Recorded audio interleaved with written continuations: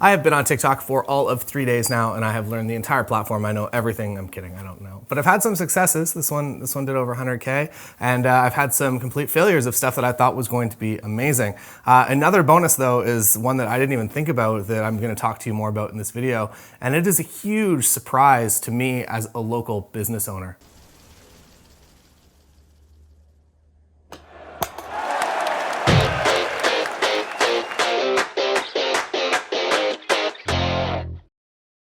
Welcome to the studio.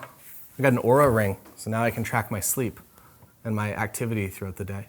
I highly recommend it. It's only, again, day 3. I'm just gonna review products that I haven't used for very long, but very much enjoying it so far. Today we're here to talk about TikTok, and TikTok is a social platform that I was super late to, and I do wish that I would've, so basically what's happening here is that we're in a 4-week lockdown. I have really nothing that I can do. Can't photograph weddings, can't really do, I think you can do commercial work, but I feel like portrait and family sessions are kind of frowned upon. All of my stuff is postponed another month now. And I'm gonna be spending that entire month going every single day, what I've learned is multiple times a day on TikTok. The reason that I got interested in TikTok, I think is, well, you're here on YouTube, you know my content style, that we'll do something that's super helpful, like an off-camera flash, hour-long course. And then the next day we'll do a pizza music video and I'll sing about pizza. So I thought that that would translate pretty well to what TikTok is.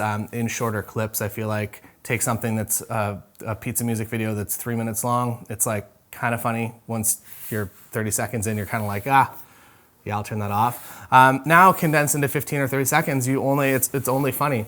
Maybe, that's what I thought. Turns out I was maybe wrong. I don't know yet. It's still too early. It's only 3 days.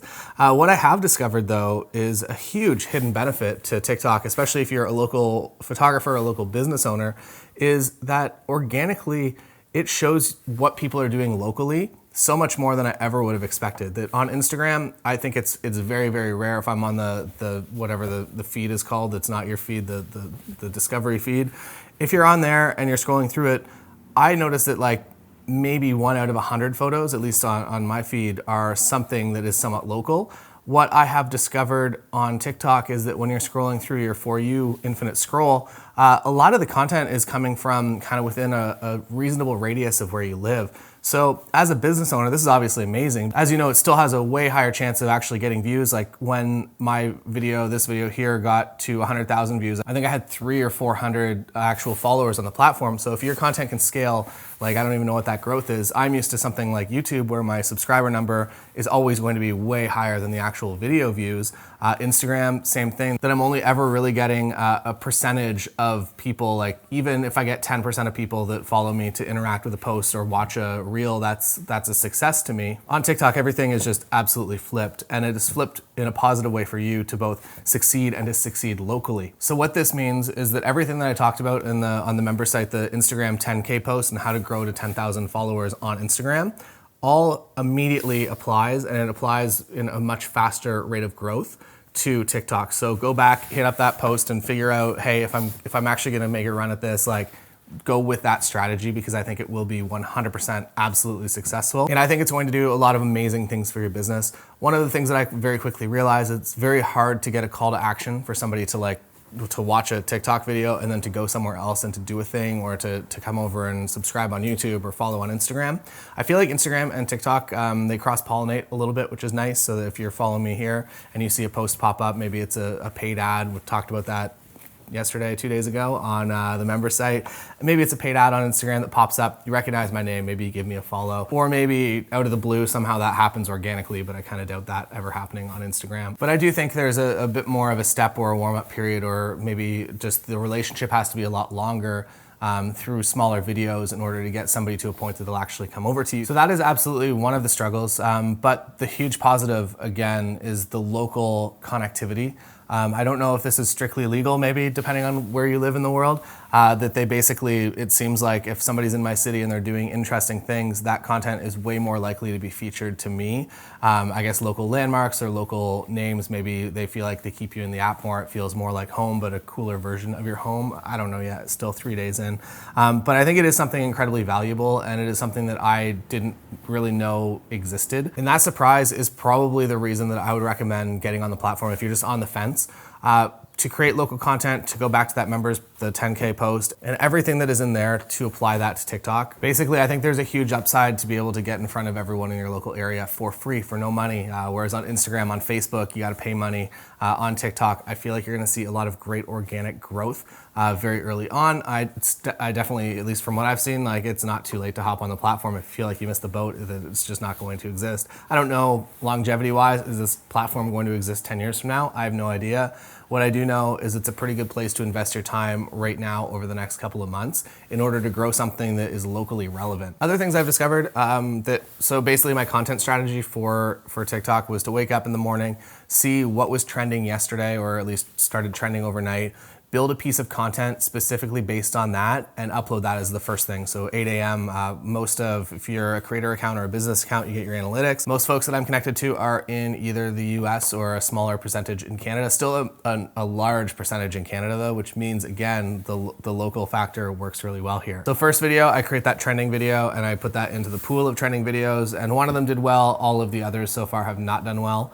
But one of them is that 100K video. So the positive to that is that it got a lot of traction. It went out there and a lot of people saw it, got a number of follows from it. The bad news is it's kind of out of scope of what I want to be doing on the platform.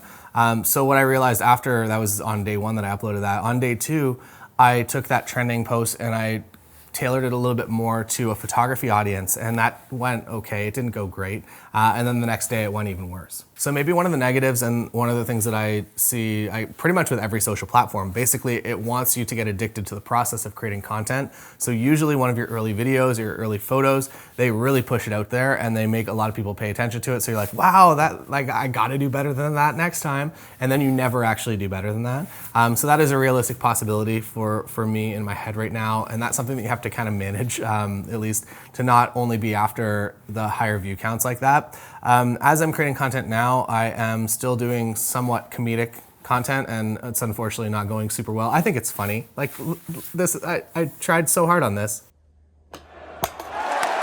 and it just really didn't translate that well. I thought it was cool. But then what's actually working is just stuff that's legitimately more helpful, that when you watch the video, you're like, oh cool, I learned something. I came away from that tiny little video better, rather than just being entertained with something stupid for a couple of seconds. So you'll see that over the next couple of days, that will be my future kind of with the platform, that I still will mix in some comedic elements. We have a huge back catalog of stuff that I want to kind of put up there and see how it goes.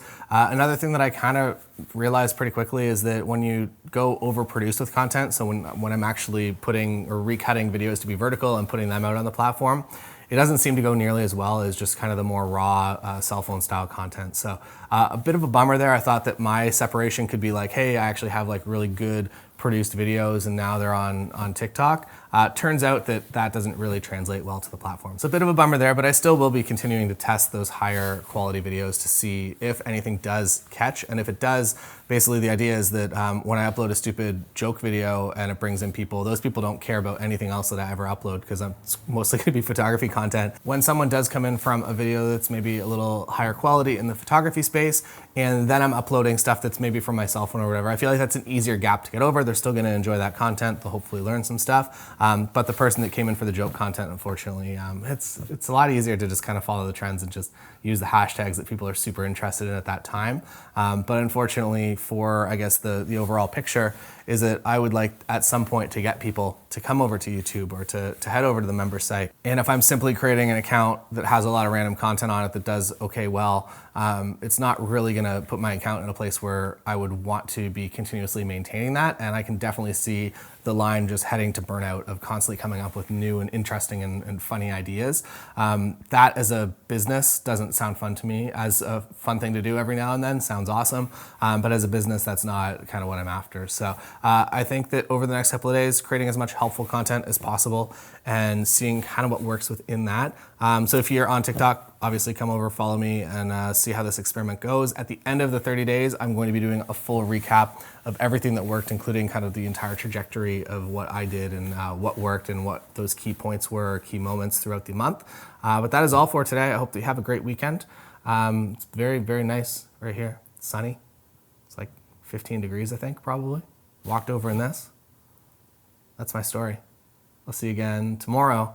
And I'm actually gonna do, originally it was a different post. I'm gonna modify the post that's going up on the member site today based on what I've learned on TikTok over the past couple of days, because I think it's very important, relevant information, and also something that I have just lived through. So I feel like I'm able to actually convey that a lot better. So yeah, that's going up on the member site, I guess probably 2 hours from this video, around noon o'clock Canada Eastern time.